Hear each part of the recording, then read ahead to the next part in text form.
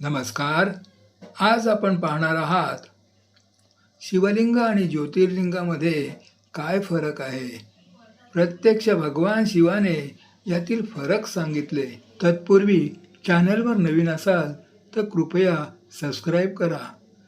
माहिती आवडल्यास लाईक करा आणि हर हर महादेव लिहून कमेंट करा. चला तर, जय श्रीकृष्ण. राधे राधे भक्तांनो. ओम नमो नारायणा. तुम्हाला माहीत आहे का, शिवलिंग आणि ज्योतिर्लिंगामध्ये काय फरक आहे.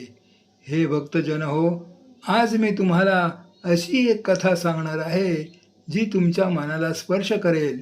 ही कथा आहे प्रेमाची, भक्तीची आणि त्या दिव्य ज्योतीची जी आपल्या जीवनात प्रकाश घेऊन येते. ही कथा आहे शिवलिंग आणि ज्योतिर्लिंगामधील त्या खोल फरकाची, जी जाणून तुमचे हृदयही भगवान शंकराच्या प्रती श्रद्धेने भरून जाईल. मित्रांनो, आज आम्ही एक नवीन कथा आणि एक नवीन व्हिडिओ घेऊन तुमच्या सेवेसाठी उपस्थित झालो आहोत.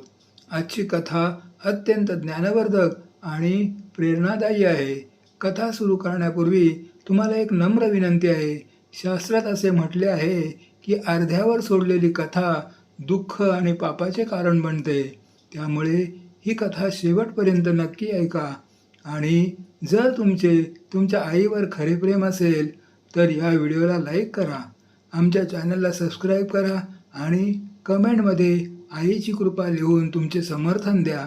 तर चला, कोणताही विलंब न करता आजच्या प्रेरणादायी कथेला सुरुवात करूया. कैलास पर्वताच्या हिमच्छादित शिखरांवर सोनेरी किरणे पसरली होती. सकाळच्या थंड हवेत गंगा मातेचा कलकल आवाज घुमत होता. महादेव शिव आपल्या प्रिय आसनावर विराजमान होते. त्यांचे डोळे अर्धे मिटलेले होते, जणू काही ते संपूर्ण ब्रह्मांडाची रहस्य एकाच वेळी पाहत होते. माता पार्वती आपल्या दिव्य रूपात भगवान शंकरांच्या जवळ बसल्या होत्या. त्यांच्या चेहऱ्यावर तीव्र जिज्ञासेचा भाव होता. गणेशजी सुद्धा आपल्या वडिलांच्या चरणाशी बसले होते. आपल्या बुद्धिमत्तापूर्ण डोळ्यांनी ते महादेवाकडे पाहत होते. या दिव्य वातावरणात एक वेगळी शांतता होती, जणू काही निसर्ग स्वतः एखाद्या महान रहस्याचा उलगडा होण्याची वाट पाहत होता. माता पार्वतीने आपले कमळासारखे हात जोडत म्हटले, हे प्राणनाथ, हे महादेव, आज माझ्या मनात एक प्रश्न उभा राहिला आहे जो मला शांत बसू देत नाहीये. तुमचे भक्त ठिकठिकाणी तुमची पूजा करतात, काही ठिकाणी शिवलिंगाच्या रूपात तर काही ठिकाणी ज्योतिर्लिंगाच्या रूपात. पण मला हे समजत नाही की या दोघांमध्ये फरक काय आहे. गणेशजी सुद्धा उत्सुकतेने आपल्या वडिलांकडे पाहू लागले. ते म्हणाले, बाबा, मलाही जाणून घ्यायचं आहे. जेव्हा भक्तगण माझ्याकडे येतात तेव्हा ते अनेकदा हा प्रश्न विचारतात. मी त्यांना काय उत्तर देऊ. भगवान शंकराच्या डोळ्यात एक रहस्यमय हास्य उमटले. त्याने हळूहळू आपले डोळे उघडले आणि म्हणाले, हे शिवे, हे विनायका, तुम्हा दोघांचा प्रश्न अत्यंत खोल आहे. हा केवळ एक साधा प्रश्न नाही, तर यात संपूर्ण सृष्टीचे रहस्य दडले आहे. महादेवाने आपल्या गंभीर आवाजात सांगण्यास सुरुवात केली. ऐका, जेव्हा हे जग नव्हते, जेव्हा काळाची सुरुवात झाली नव्हती, जेव्हा फक्त अंधारच अंधार होता, तेव्हा मी एकटा होतो. ना कोणताही आकार होता, ना कोणतीही रूप होते. फक्त चेतनेचा अनंत सागर होता. त्याच्या आवाजात एक खोल वेदना जाणवत होती, जणू ते त्या एकटेपणाची आठवण काढीत होते. त्यावेळी मी निराकार होतो, निर्गुण होतो. माझे कोणतेही रूप नव्हते, कोणताही आकार नव्हता. मी केवळ ऊर्जेचा अनंत स्रोत होतो. माता पार्वती आणि गणेशजी मंत्रमुग्ध होऊन ऐकत होते. भगवान शंकराच्या आवाजात जो भाव होता तो त्यांच्या हृदयाला स्पर्श करीत होता. मग एके दिवशी महादेव पुढे म्हणाले, मला जाणवले की या अनंत शून्यात काहीतरी असायला हवे. फक्त मीच राहिलो तर सृष्टीचा काय अर्थ, प्रेमाचा काय अर्थ, भक्तीचा काय अर्थ. त्याच्या आवाजात एक गोडवा आला, जणू ते एखाद्या प्रिय आठवणीला उजाळा देत होते. तेव्हा मी संकल्प केला की मी स्वतःला अनेक रूपांमध्ये प्रकट करेन. हाच संकल्प सृष्टीचा आधार बनला. जेव्हा मी पहिल्यांदा स्वतःला मूर्त रूप देण्याचा निश्चय केला, भगवान शंकराच्या आवाजात गर्वाचा भाव आला. तेव्हा मी विचार केला की माझे हे रूप असे असावे जे सोपे असेल, सहज असेल आणि प्रत्येक व्यक्तीला ते समजू शकेल. त्यांनी आपला हात आकाशाकडे उचलला, जणू काही ते काहीतरी दाखवत होते. तेव्हा मी माझी ऊर्जा एका स्तंभाच्या रूपात प्रकट केली. हा स्तंभ ना खूप जटिल होता ना खूप सोपा. हे माझ्या शक्तीचे प्रतीक होते, माझ्या सृजनशीलतेचे प्रतीक होते. माता पार्वतीने विचारले, प्राणनाथ, तो कसा दिसत होता? महादेव हसले, हे शिवे, तो एका गोलाकार आधारावर उभा असलेला अंडाकृती स्तंभ होता. त्याचा आधार योनीचे प्रतीक होते, सृजनाच्या शक्तीचे, आणि वरचा भाग लिंगाचे प्रतीक होते, सृजनकर्त्याच्या ऊर्जेचे. गणेशजींच्या डोळ्यात समजल्याची चमक आली. म्हणजे बाबा, शिवलिंग तुमच्या सृजनात्मक रूपाचे प्रतीक आहे. अगदी बरोबर बोललायस पुत्रा, भगवान शंकरांनी प्रेमाने म्हटले. शिवलिंग हे माझे ते रूप आहे जे सृष्टीची रचना करते, पालन करते आणि जेव्हा वेळ येते तेव्हा संहारही करते. हे माझ्या त्रिगुणात्मक शक्तीचे प्रतीक आहे. भगवान शंकराच्या आवाजात आता खोल भावना येऊ लागल्या. जेव्हा मी पहिल्यांदा शिवलिंगाच्या रूपात स्वतःला प्रकट केले तेव्हा देवता, ऋषीमुनी आणि सर्व जीव त्याकडे आकर्षित झाले. त्यांना समजले की हा कोणताही साधा दगड नाही, तर साक्षात परमात्म्याचे रूप आहे. त्यांच्या आवाजात गर्व होता, पण त्यांच्यासोबत नम्रताही होती. शिवलिंगाची सर्वात मोठी विशेषता ही आहे की यात कोणतीही गुंतागुंत नाही. एक लहान मूलही समजू शकते आणि एक महान संतही यात खोल रहस्य शोधू शकतो. माता पार्वतीने विचारले, तर मग प्रत्येक शिवलिंगात तुमची उपस्थिती असते का? महादेवांच्या डोळ्यात करुण्याचा भाव आला. हे माते, ही गोष्ट ऐक आणि पक्की लक्षात ठेव. जेव्हाही एखादी व्यक्ती पूर्ण श्रद्धेने आणि भक्तीने कोणत्याही शिवलिंगाची पूजा करते तेव्हा मी तिथे नक्कीच उपस्थित असतो. मग ते शिवलिंग सोन्याचे असो की मातीचे, संगमरवरी असो की वाळूचे. त्याच्या आवाजात आता तीव्रता आली. भक्तीमध्ये शक्ती आहे, श्रद्धेमध्ये शक्ती आहे. जेव्हा ही शक्ती शिवलिंगावर केंद्रित होते तेव्हा तो एक साधा दगड देवतेचे रूप धारण करतो. आता भगवान शंकरांच्या आवाजात एक नवीन खोली आली. जणू ते आणखी एक रहस्याकडे जात होते. पण शिवलिंगानंतर मला जाणवले की केवळ मूर्तरूप पुरेसे नाही, मला माझी अनंत ज्योतही प्रकट करावी लागेल. त्यांच्या डोळ्यात एक दिव्य चमक आली. तेव्हा मी ठरवले की मी काही विशेष ठिकाणी माझ्या ज्योतींच्या रूपात स्वतः प्रकट होईन. ही ठिकाणे साधी ठिकाणे नसतील, तर अशी ठिकाणे असतील जिथे माझी ऊर्जा स्वतः निवास करेल. गणेशजीने जिज्ञासेने विचारले, बाबा, पहिले ज्योतिर्लिंग कुठे प्रकट झाले? महादेवांच्या आवाजात गर्वाचा भाव आला. ऐक पुत्रा, ही कथा अत्यंत रोचक आहे. जेव्हा ब्रह्मा आणि विष्णू यांच्यात वाद झाला होता की त्यांच्यापैकी श्रेष्ठ कोण, तेव्हा मी एका अनंत ज्योतीच्या स्तंभाच्या रूपात स्वतःला प्रकट केले. त्यांच्या आवाजात आता एक रहस्यमय गुंज होती. जो ज्योतिस्तंभ इतका विशाल होता की ना ब्रह्मा त्याचे शिखर पाहू शकले आणि ना विष्णू त्याचा आधार. तेव्हा दोघांनी मान्य केले की मीच सर्वोच्च आहे.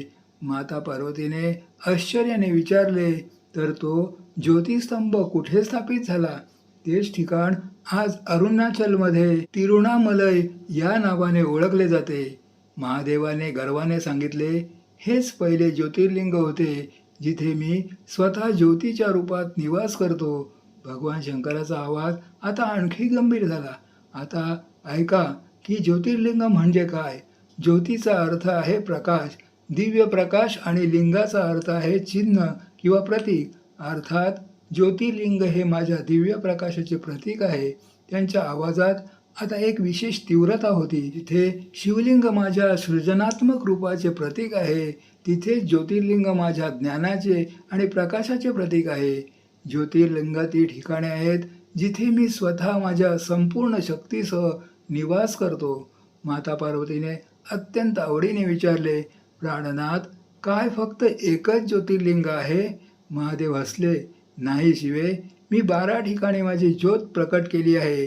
प्रत्येक ज्योतिर्लिंगाचे आपले विशेष महत्त्व आहे, आपली विशेष शक्ती आहे. गणेशजींनी विचारले, बाबा ती कोणती ठिकाणे आहेत?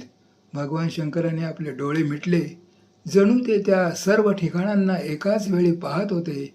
मग त्यांनी हळूहळू सांगण्यास सुरुवात केली. पहिले सोमनाथ गुजरातमध्ये, जिथे मी चंद्राला शापातून मुक्त करण्यासाठी प्रकट झालो. येथील माझी ज्योत चंद्रासारखी शीतल आणि मनाला शांती देणारी आहे. त्यांच्या आवाजात करुणेचा भाव होता.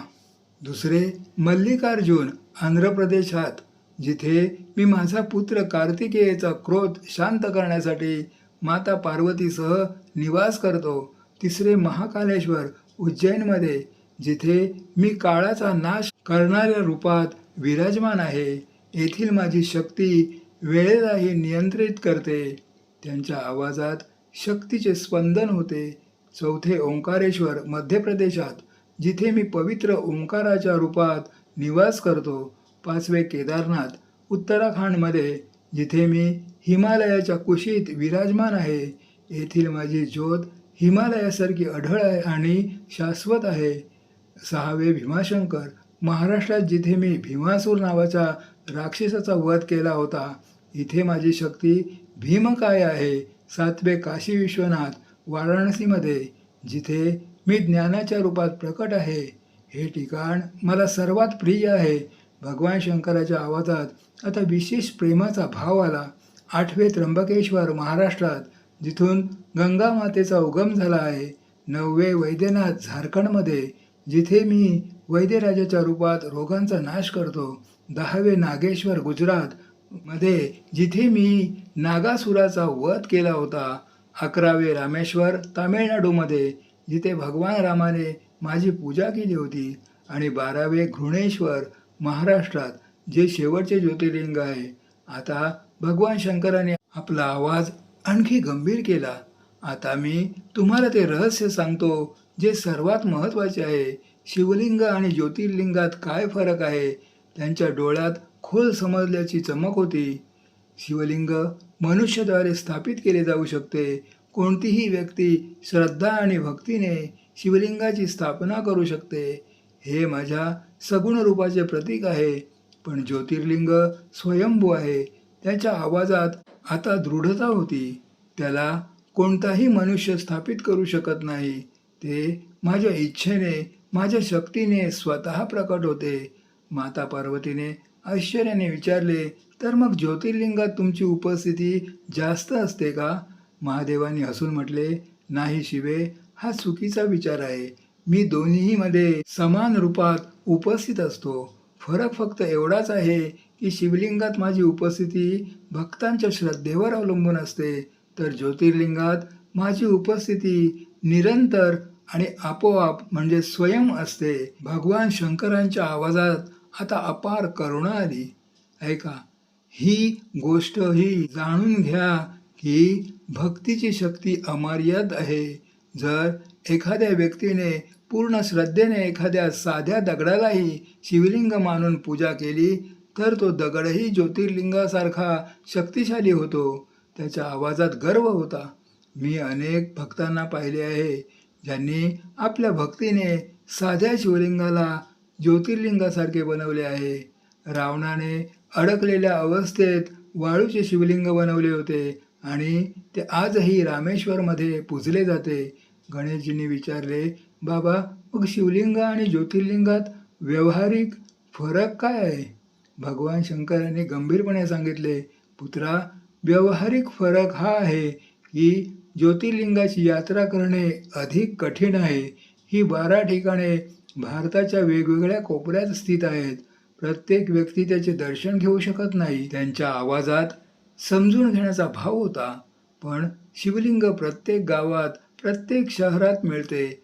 एक गरीब व्यक्तीही आपल्या घराजवळील शिवलिंगाची पूर्ण श्रद्धेने पूजा करू शकते. हीच माझी महानता आहे. त्यांच्या आवाजात नम्रता होती. मी श्रीमंत, गरीब, उच्च, नीच असा भेद करत नाही. जो कोणी मला पूर्ण मनाने हाक मारतो, मी त्याच्याकडे पोहोचतो. माता पार्वतीने प्रेमाने म्हटले, हीच तर तुमची सर्वात मोठी विशेषता आहे प्राणनाथ. आता भगवान शंकरांनी पूजाविधीबद्दल सांगण्यास सुरुवात केली. शिवलिंगाची पूजा अत्यंत सोपी आहे. पाणी, बेलाचे पान म्हणजेच बिल्वपत्र, धोतरा आणि मनात भक्ती बस एवढेच पुरेसे आहे. त्यांच्या आवाजात साधेपणाचा भाव होता. मला दिखाव्याची भूक नाही, मला सोने चांदीची गरज नाही, मला फक्त खऱ्या मनाची गरज आहे. जेव्हा भक्त शिवलिंगावर पाणी अर्पण करतो तेव्हा तो आपल्या मनातील घाण धुवून टाकत असतो. जेव्हा तो बेलाचे पान अर्पण करतो तेव्हा तो आपले तिन्ही गुण मला समर्पित करत असतो. गणेशजींनी विचारले, बाबा, ज्योतिर्लिंगाच्या पूजेत काही विशेषता आहे का? महादेवाने समजावले, ज्योतिर्लिंगाच्या पूजेत विशेष मंत्रांचा प्रयोग होतो. प्रत्येक ज्योतिर्लिंगाचा आपला विशेष मंत्र आहे, आपले विशेष स्तोत्र आहे. पण सर्वात महत्त्वाची गोष्ट ही आहे की ज्योतिर्लिंगाच्या केवळ दर्शनानेच पुण्याची प्राप्ती होते.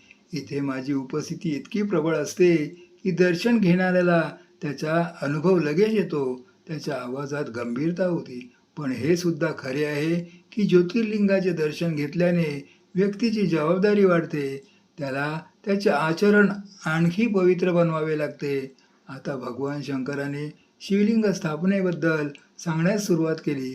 जर एखाद्या व्यक्तीला आपल्या घरात शिवलिंग स्थापित करायचे असेल तर त्यासाठी काही नियम आहेत. त्यांच्या आवाजात गंभीरता होती. आधी मन शुद्ध करावे लागेल, मग एक योग्य जागेची निवड करावी लागेल. शिवलिंग स्थापित केल्यानंतर नियमित पूजा करावी लागेल. पण सर्वात महत्त्वाची गोष्ट ही आहे की एकदा शिवलिंग स्थापित केल्यानंतर त्याकडे दुर्लक्ष करता कामा नये. त्यांच्या आवाजात चेतावणी होती. गणेशजीने विचारले, जर एखादी व्यक्ती नंतर पूजा करू शकत नसेल तर काय करावे? तर त्याने ते शिवलिंग एखाद्या मंदिरात स्थापित केले पाहिजे. महादेवाने सल्ला दिला. भगवान शंकराच्या आवाजात आता विविधतेचा स्वर आला. भक्तीचे अनेक रूप आहेत. कोणी पाणी अर्पण करून पूजा करतो, कोणी रुद्राभिषेक करतो, कोणी फक्त नामजप करतो. पण सर्वात सोपी आणि प्रभावी भक्ती आहे ओम नमः शिवाय. शिवायचा जप त्यांच्या आवाजात संतुष्टी होती. हा पंचाक्षरी मंत्र माझा सर्वात प्रिय मंत्र आहे. जी व्यक्ती याचा नियमित जप करते ती माझ्यापर्यंत पोहोचते. माता पार्वतीने विचारले, हा मंत्र शिवलिंग आणि ज्योतिर्लिंग दोन्हीसाठी समान रूपाने प्रभावी आहे का? हो शिवे, हा मंत्र सर्वत्र समान रूपाने प्रभावी आहे. महादेवाने पुष्टी केली. कलियुगाच्या शेवटी जेव्हा पाप त्याच्या चरमसीमेवर पोहोचेल तेव्हा मी कल्की अवताराच्या रूपात प्रकट होईन. त्यांच्या आवाजात दृढता होती. त्यावेळी शिवलिंग आणि ज्योतिर्लिंग हेच खऱ्या धर्माचे केंद्र असतील. जे लोक यांच्या आश्रयाला असतील ते सुरक्षित राहतील. माता पार्वतीने चिंतेने विचारले, प्राणनाथ, तो काळ खूप कष्टदायी असेल का? हो शिवे, पण खऱ्या भक्तासाठी ती परीक्षेची वेळ असेल, विनाशाची नाही. महादेवाने आश्वासन दिले. आता भगवान शंकर आपल्या कथेच्या शेवटाकडे येत होते. त्यांच्या आवाजात संतुष्टी आणि खोल शांतीचा भाव होता. तर आता तुम्हाला समजले असेल की शिवलिंग आणि ज्योतिर्लिंगात मूलभूत फरक काय आहे. महादेव म्हणाले, शिवलिंग हे माझ्या सगुण रूपाचे प्रतीक आहे, जे भक्तांच्या श्रद्धेने जिवंत होते. ज्योतिर्लिंग ही माझी स्वतःची उपस्थिती आहे, जी निरंतर विद्यमान असते. त्यांच्या आवाजात खोल समाधान होते. दोन्हीमध्ये माझी शक्ती समान आहे. दोन्ही पूजनीय आहेत, दोन्ही मोक्षदायक आहेत. फरक फक्त प्रकट होण्याच्या पद्धतीमध्ये आहे. माता पार्वती आणि गणेशजी दोन्ही मंत्रमुग्ध होऊन ऐकत होते. हे ज्ञान त्यांच्यासाठी अमूल्य होते. जसजशी भगवान शंकरांची कथा समाप्तीकडे येत होती, कैलास पर्वतावर एक दिव्य शांतता पसरली होती. हवेत मंत्रांचा गुंजन होता, फुलांचा सुगंध होता. माता पार्वतीच्या डोळ्यात समाधानाचे अश्रू होते. त्या म्हणाल्या, प्राणनाथ, आज तुम्ही हे रहस्य सांगितले आहे ते करोडो भक्तांच्या कामी येईल. भगवान शंकर हसले. ज्ञान वाटल्याने वाढते, कमी होत नाही. जितके हे ज्ञान पसरेल तितकी जगात शांती येईल. भगवान शंकराने आपल्या कथेचा शेवट एका दिव्य श्लोकाने केला. शिवलिंगे ज्योतिर्लिंगे दोन्हीमध्ये शिववास. भक्तीने जो पूजे त्याला मिळे त्वरित मोक्ष. श्रद्धेपेक्षा मोठे नाही कोणतेही तीर्थ या संसारात. शिवलिंग असो वा ज्योतिर्लिंग, शिव भेटतात दारात. जसे भगवान शंकरांनी आपली कथा संपवली, संपूर्ण कैलास पर्वत दिव्य प्रकाशाने भरून गेला.